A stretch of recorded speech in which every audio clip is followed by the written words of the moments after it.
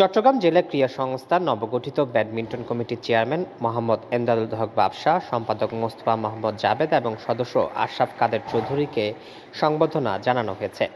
গত ৫ জুলাই শুক্রবার সন্ধ্যা Chittagong rifle club মিলনায়তন ও সংবর্ধনা অনুষ্ঠানের আয়োজন করেন সাবেক জাতীয় ব্যাডমিন্টন খেলোয়াড় মোহাম্মদ মাইনুদ্দিন টিটু। সংবর্ধনা অনুষ্ঠানে অতিথিরা চট্টগ্রাম ব্যাডমিন্টনের প্রসারে তৃণমূল পর্যায় থেকে প্রতিভাবান খেলোয়াড় অন্বেষণের উপর গুরুত্ব আরোপ করেন। তারা জানান, দীর্ঘমেয়াদী প্রশিক্ষণ কর্মসূচির মাধ্যমে ভবিষ্যৎ ব্যাডমিন্টন তারকা তৈরি করা হবে।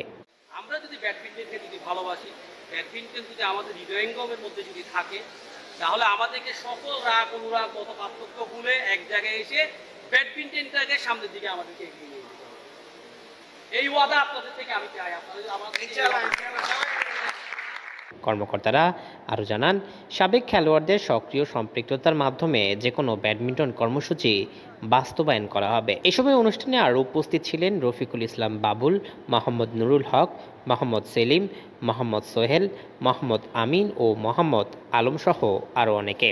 অনুষ্ঠানে উপস্থিত সাবেক ও বর্তমান খেলোয়াড়রা ব্যাডমিন্টন উন্নয়নে একযোগে কাজ করার অঙ্গীকার ব্যক্ত করেন। নিউজ ডেস্ক, দৈনিক আজাদী।